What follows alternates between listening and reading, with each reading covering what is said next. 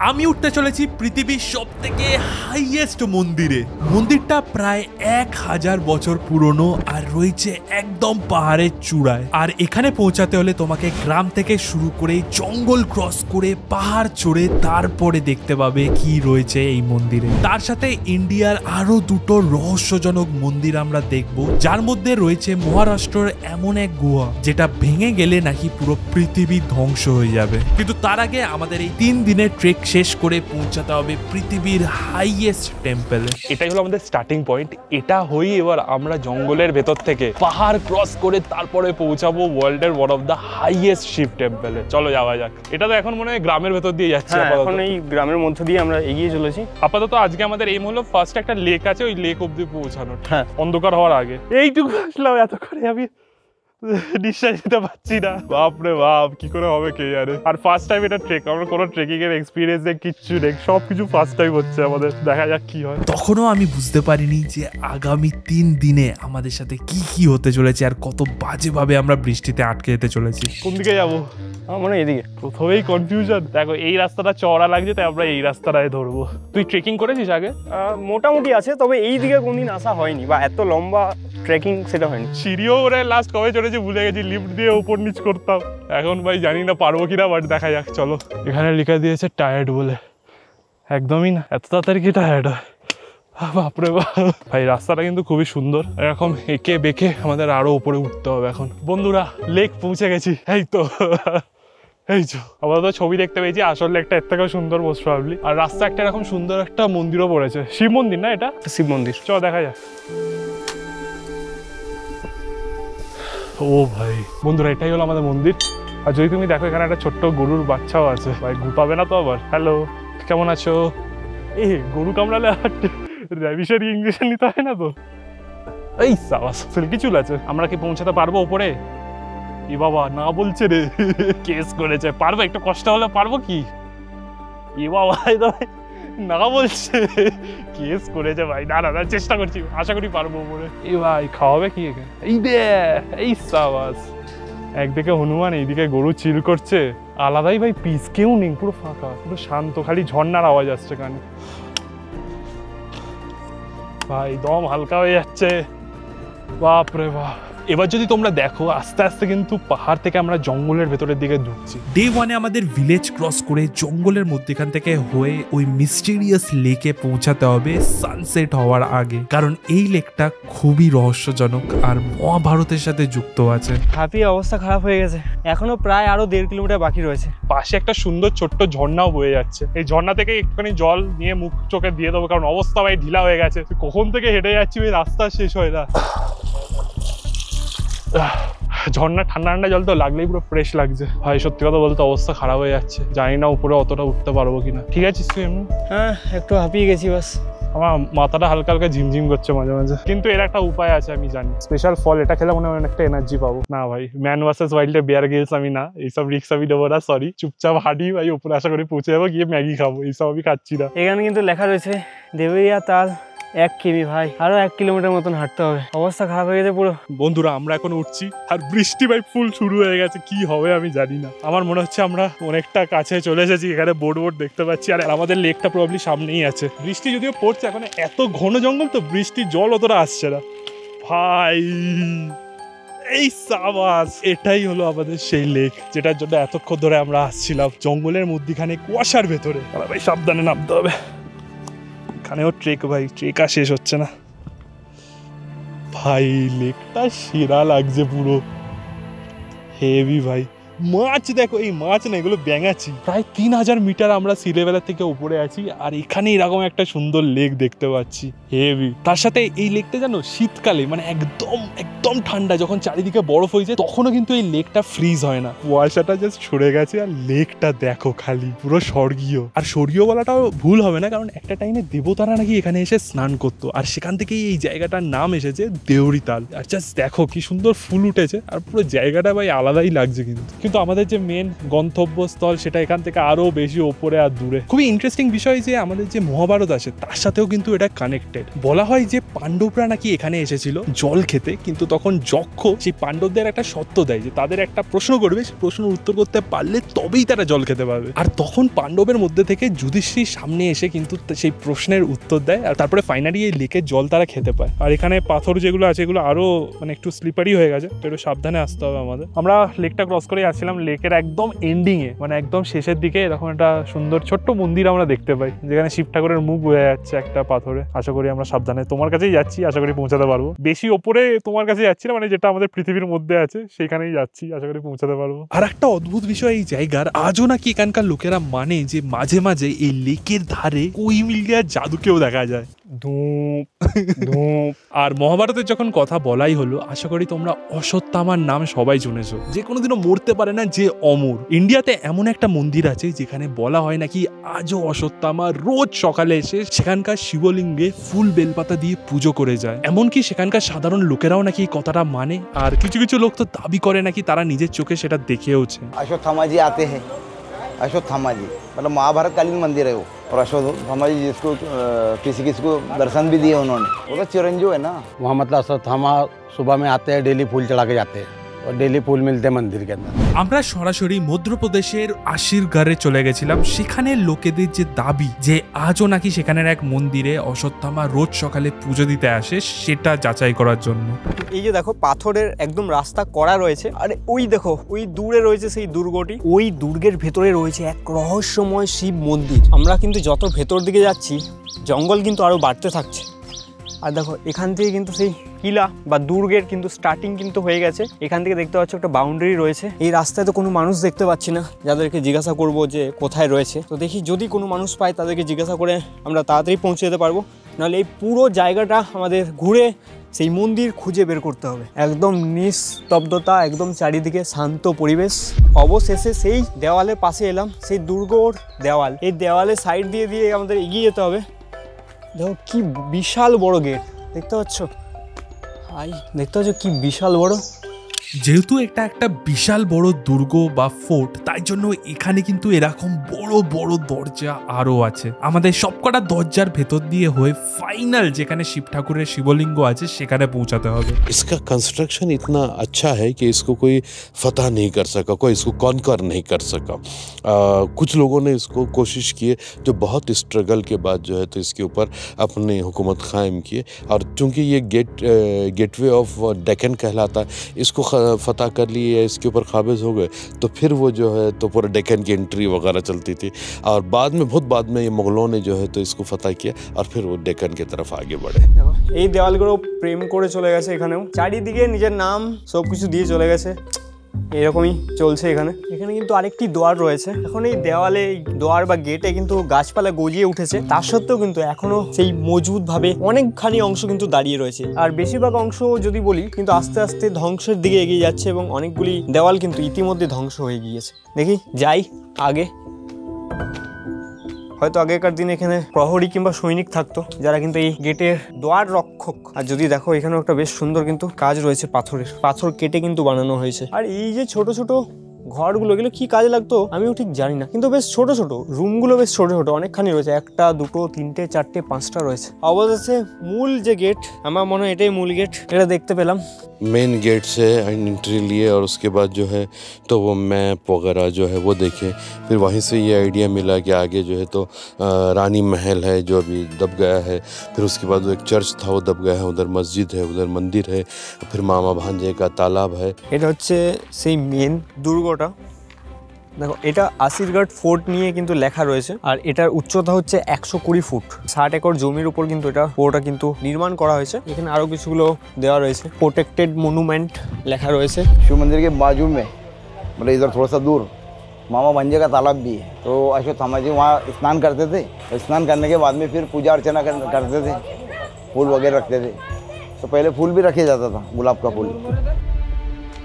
ও ভাই আরেকটা গেট। ভাই যত উপরে উঠছি তত দেখছি এক একটা করে গেট কিন্তু আসছে। এইবার কিন্তু দেখে মনে হচ্ছে হ্যাঁ এটা পুরনো সেই গেট হতে পারে। বিশাল আকৃতির এই গেট, ডিজাইনগুলোও দেখো সে আগেকার দিনের। এটা অ্যাকচুয়ালি আগে ঘুরতো, এখন এটা আবার রং করার জন্য হয়তো ঘুরছে না। শিকলগুলো দেখো কি বড়, দেখতে পাচ্ছ কি ভারী শিকলগুলো। দেখি আমরা সেই মন্দিরটা খুঁজে পাই কিনা। বেশ সুন্দর লাগছে তো উপরটা। নন্দী মহারাজের একদম সামনে রয়েছে সেই শিবলিঙ্গটি, সেই রহস্যময় শিবলিঙ্গ। এখনও কিন্তু সেই শিবলিঙ্গে পুজো করা রয়েছে, এখনও ফুল এবং বেলপাতা দেওয়া রয়েছে। এই মন্দিরে শিবলিঙ্গ ছাড়াও আরও অনেক দেব দেবী কিন্তু রয়েছে, যেমনটা কি তোমরা দেখতে পাচ্ছ। এই পুরো মন্দিরটাই হচ্ছে একটি রহস্যময়। তার থেকেও রহস্যময় হচ্ছে এই পুরো দুর্গটি। এই পুরো দুর্গটিতেই অশ্বত্থামার তিনি যে রয়েছেন তার একটা আভাস বা প্রমাণ কিন্তু এখনও মেলে। এই দুর্গেরই কোনো একটা গুপ্ত কক্ষে কিন্তু তিনি রয়েছেন, এমনটাই কিন্তু গ্রামবাসীদের দাবি। কিন্তু যারাই কিনা অশ্বত্থামার দেখা পেয়েছেন তারাই কিন্তু তাদের মানসিক শক্তি কিন্তু হারিয়ে ফেলেছেন। অশ্বত্থামা দেখতে হবে क्या অশ্বত্থামা? नहीं रे, अभी कहाँ से देख, पहले जमाने में। हाँ। अभी नहीं। अभी नहीं दिखते तो आप कभी देखे हैं? पहले पहले देखे थे जवानी में, अभी नहीं। वो पूजा करते हैं रोज। हाँ हाँ, पूजा करता ना। ডে 2তে আমরা currently Kedarnath wild life sanctuary cross করে চলে এসেছি চোপটাতে, যেখান থেকে আমাদের ফাইনাল অ্যাসেন্ট শুরু হবে। চলো দেখা যাক, এখন উঠছি আমরা আস্তে আস্তে। এখানে 4 ঘন্টা ট্রেক করে প্রথমে আমাদের পৌঁছাতে হবে টুংনাথ, যেটা হলো ওয়ার্ল্ডের হাইয়েস্ট শিব টেম্পল। আর সেখান থেকেও আমাদের আরো 1-2 কিলোমিটার উপরে উঠতে হবে, যেটার প্রপার কোনো রাস্তাই নেই। কোনো রাস্তা নেই, কিচ্ছু নেই, সোজা ওই টপে উঠতে হবে এই ভারী ব্যাগ নিয়ে। দম হালকা হয়ে যাচ্ছে, বাট হোপফুলি ওপরে উঠে আমরা ভালো করে ক্যাম্প করে একটু রেস্ট করতে পারবো রাতটা। যেহেতু রাস্তাটা একদমই স্টিপ ছিল, সেই কারণে আমাদের এই ব্যাগ নিয়ে উঠতে কষ্ট তো হচ্ছিল, বাট তারই সাথে আমরা এটারও ভয় পাচ্ছিলাম যে বৃষ্টি না শুরু হয়ে যায়।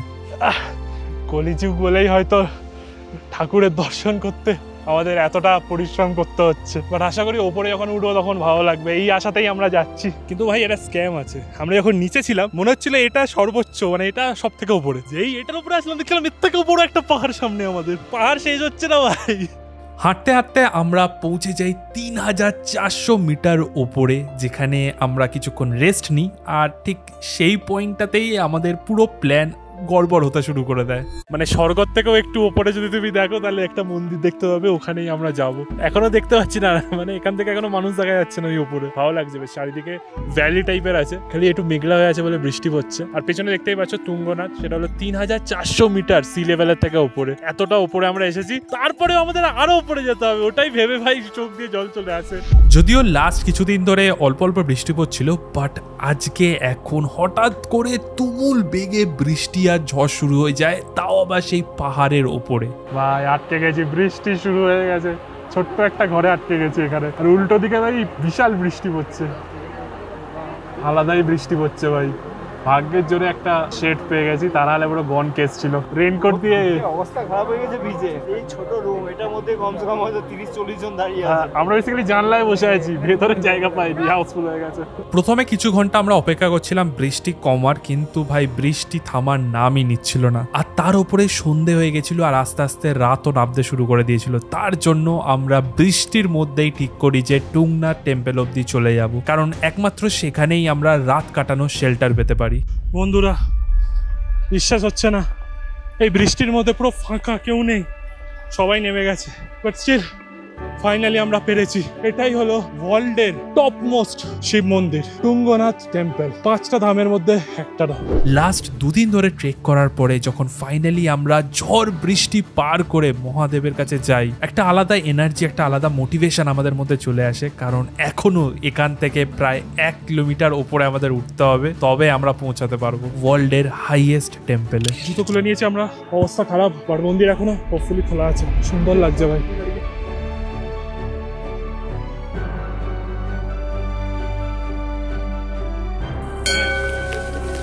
কিন্তু এই লাস্ট 1 কিলোমিটার একটু ডিফিকাল্ট আছে। যদি দেখো রাস্তাটা একদম খাই আছে, এই সাইডে পুরো নিচ অব্দি ঝর্ণা যাচ্ছে দেখা যাচ্ছে, আর এইদিকে পাথর, মাঝে সাঝেই একটু আধটু পাথর পড়ারও ভয় থাকে। চলো যাওয়া যাক, হোপফুলি পৌঁছে যাব।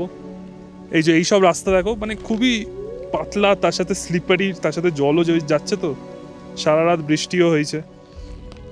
আমাদের সাথে ক্যাম্পও আছে, তো মিডলে যদি প্রবলেম হয় আমরা ক্যাম্প সেট আপ করে ওখানে বসবো কিছুক্ষণ। যেহেতু অল্টিটিউডও হাই আছে, তার জন্য নিঃশ্বাসের একটু প্রবলেম হচ্ছে। দেখতে পাচ্ছি উপর থেকে কিরকম জল বয়ে আসছে। আর এখানকার ওয়েদার প্রেডিক্ট করা সত্যি ইম্পসিবল। 5 মিনিটে বৃষ্টি পড়ছে, 5 মিনিটে রোদ আসছে, কোনো ঠিক নেই এই ওয়েদারের। ভাই তুমি এখানে কি করছো? এখন মন দুঃখ করে ভিজো না, তাহলে বৃষ্টিতে বসে আছে ভাই পাহাড়ের ওপর, চোখ বন্ধ করে। ভুলে যাও ভাই, এই দুনিয়া খুব নিষ্ঠুর। বিস্কুট দিলে 2 সেকেন্ডে ভুলে যাবে তাকে। আগে একটা দিয়ে দেখি, আবার কয়েকটা কুকুর যে সে বিস্কুট খাবে না। খা ভাই। শুকছিস? তুই কি করে শুকছিস ভাই? পাহাড়ের মধ্যে মোনাকোই পেয়েছি নি। অ্যাটিটিউড আছে, জিভে জল আসছে তাও খাচ্ছে না। আরে ভাই পাহাড়ে উঠতে হবে, তাড়াতাড়ি খা। নেক্সট টাইম পার্লেজি বিস্কুট আনবো, চিন্তা নেই। ভাই ও লজ্জা পাচ্ছে, আমরা চলে গেলে তারপরে খাবে। মানে আমরা যাচ্ছিলাম তখনই খেতে যাচ্ছিল। এই জাস্টাতে ভাই বিস্কুট খা নাও, কেন ভালো বিস্কুট কেন ভাই খেতে হবে বিস্কুট। যদিও জাস্ট আর 1 কিলোমিটারই বাকি ছিল, কিন্তু এই 1 কিলোমিটার হলো আমাদের সব থেকে ডিফিকাল্ট রাস্তা। নট অনলি রাস্তাগুলো খুব পাতলা স্টিপ, তারই সাথে বৃষ্টি পড়ার জন্য পুরো জলে ভর্তি হয়ে গেছে। আর সাবধানে না গেলেই কিন্তু স্লিপ খেয়ে আমরা পড়ে যেতে পারি। আমরা অনেকটা রাস্তা এসে গেছি, বাট এবার আমাদের ক্যাম্প সেট আপ করতে হবে, কারণ বৃষ্টি যা পড়ছে তার উপরে একটু বৃষ্টি না থামলে আমরা উপরে উঠতে পারবো না। জীবনেও ক্যাম্প সেট আপ করে নিই, ছোটবেলা মশারি দিয়ে আমি ছোট করে ক্যাম্প বানাতাম, বাট এখন একটু দেখা যাক মেইন ক্যাম্প আমরা বানাতে পারি কিনা। ভাই তো বিশাল বড় টেন্ট রে, জাদু দেখানোর কাঠির মতন ঢুকিয়েছি। আমাদের প্রথম স্টিক হয়ে গেছে, এবার নেক্সট স্টিকটা এই দিক থেকে এইদিকে লাগাতে হবে। কিস করেছে ভাই, টেন্ট ভেন্ট শুদ্ধ আমাদের না উড়িয়ে নিয়ে চলে যায়, যা বৃষ্টি আর ঝড় হচ্ছে। এটা হলো মোটামুটি আমাদের টেন্টের যে বেসটা, সলিড যে স্ট্রাকচারটা, ওটা রেডি হলো। এবার এগুলো কাপড়টা টাঙাতে হবে, এখানে হুক করা আছে, হুকগুলো লাগাতে হবে।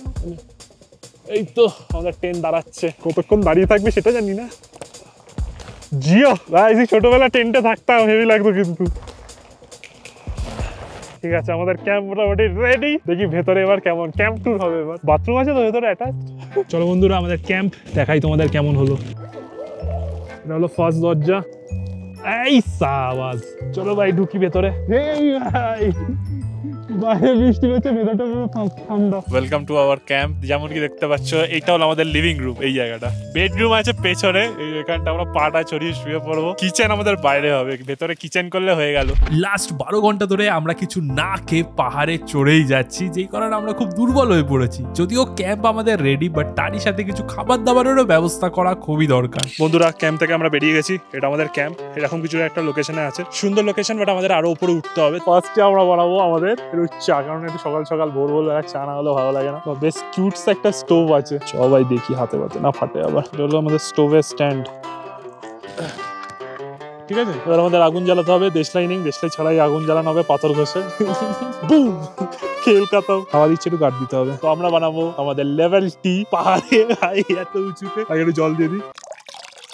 বন্ধুরা, এবার আমরা দেবো আমাদের লেভেলের তন্দুরি চায়। One of the best selling kind of, সব থেকে বেশি লোকের এটাই অর্ডার করে, কারণ এতে তুমি একটা স্মোকি তন্দুরি চা যেগুলো মেলায় পাওয়া যায় ওরকম কিছুটা ফ্লেভার পাবে। যদি চায় তুমি টেক্সচার দেখো, নর্মাল সিটিসি চা তো আছেই, তার সাথে ডিফারেন্ট ন্যাচারাল ইনগ্রিডিয়েন্টস আছে, যেমন এলাচ, দারচিনি, কার্ডিমান, তারপরে হলো টার্কিশ বে লিভস, সব পেছনে রেখে আছে, জিঞ্জার, আর এখানে আমাদের ক্লোভ আছে। তো এগুলো সব মিক্স করে একটা খুব সুন্দর ফ্লেভার দেয়, বাট এমন ফ্লেভার দেয় না যে ভাই খুব স্ট্রং ফ্লেভার, মানে চা খেয়ে বোঝাই যাচ্ছে না। ওরকম চায়ের এসেন্সটাও থাকে, তার সাথে একটু হালকা ফ্লেভারও আনে। চলো আমরা দিয়ে দেবো এতে, আর দোয়ার সাথে সাথেই দেখতে পাবে হালকা কিন্তু কালার আসা শুরু হয়ে গেছে। কিছুক্ষণ একটু গরম করতে হবে, তারপরে একটু দুধ আর চিনি দেবে, হেভি খেতে লাগবে। বন্ধুরা, চা আমাদের রেডি।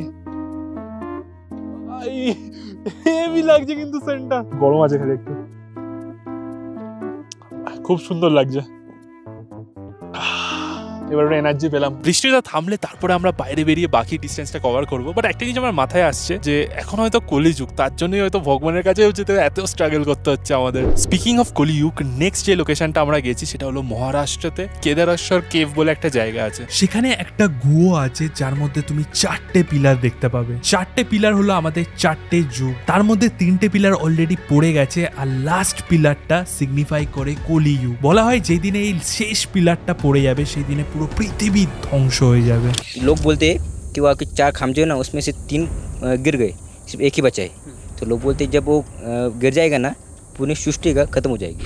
কথাটা কতটা সত্যি আর সেই লাস্ট পিলারের এখন অবস্থা কেমন সেটাই দেখার জন্য আমরা চলে গেছিলাম মহারাষ্ট্রর কেদারেশ্বর কেভের সন্ধানে। তো একটু হাঁটার পরে কিন্তু আমরা দেখতে পেয়ে গেছি যে মেন গেট পাহাড়ে যাওয়ার, এবং লেখাও রয়েছে হরিশ্চন্দ্রগড়। এখানে লেখা রয়েছে হরিশ্চন্দ্রগড় মন্দির। কিলোমিটারটা কেউ মুছে দিয়েছে বদমাশি করে, কিন্তু এটাই হচ্ছে রাস্তা। আর খুব সুন্দর কিন্তু একটা গেট করা রয়েছে। এই রাস্তার অবস্থা দেখতে পাচ্ছ, ওই পাহাড়ের একদম উপরেই রয়েছে মন্দিরটি। আর যেহেতু মেঘলা করে রয়েছে, সময়টাও কিন্তু বোঝা যাচ্ছে না।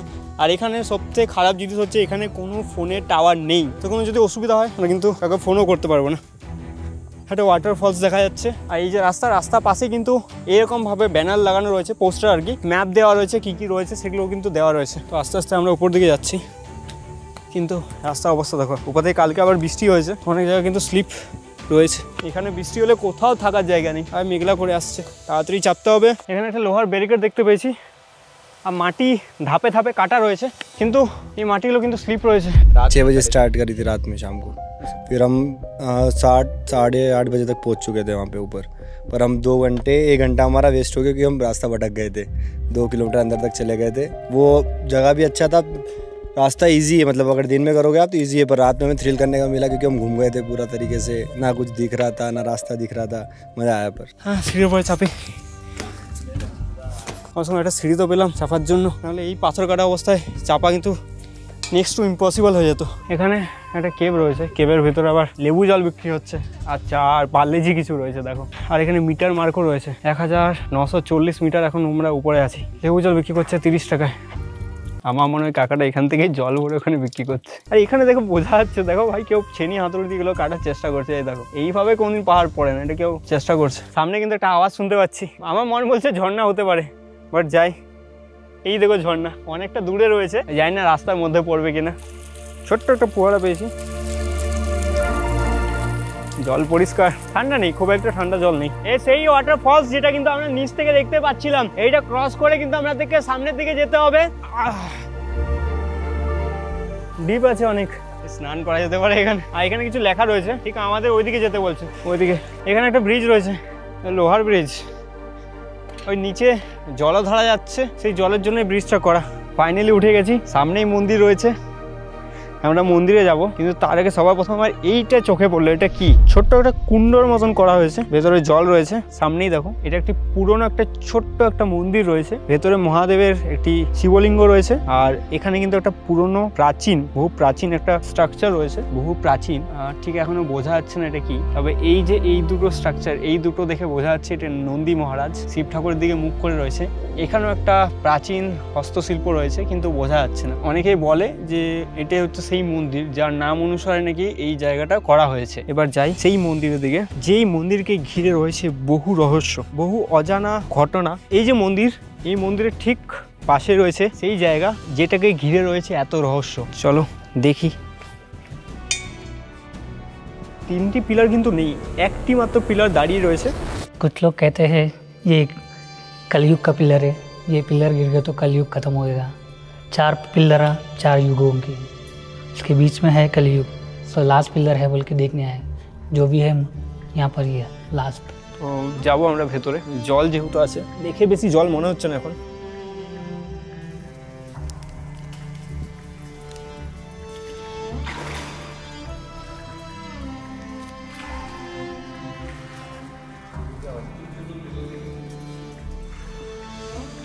এই হচ্ছে সেই বিশাল শিবলিঙ্গ, এটাকেই বলা হয় কেদারেশ্বর গুহা শিবলিঙ্গ বা গুহা টেম্পল। আর এই যে পিলার দেখতে পাচ্ছ, এই পিলারটা প্রায় ভেঙে গেছে, একদমই নেই, সামান্য কিছু উপরে ঝুলে রয়েছে। আর ওই দিকের পিলার এবং ওই দিকের পিলার, 3টি পিলারই কিন্তু ধ্বংস হয়ে গেছে। তার মধ্যে এই একটি পিলারই কিন্তু এখনো ভালো অবস্থায় রয়েছে, কিন্তু তাও কিছু কিছু জায়গা কিন্তু আস্তে আস্তে ভাঙতে শুরু করে দিয়েছে। যেমন এই জায়গাটা ভেঙে গেছে, উপরে ওই জায়গাটা কিন্তু ক্র্যাক চলে এসছে। আর এই পিলারটি হচ্ছে কলিযুগকে বা কলিযুগকে কিন্তু হিসেবে ধরা হয় যে এই পিলারটা ভেঙে গেলেই নাকি কলিযুগের শেষ এবং এই পুরো পৃথিবী ধ্বংস হয়ে যাবে।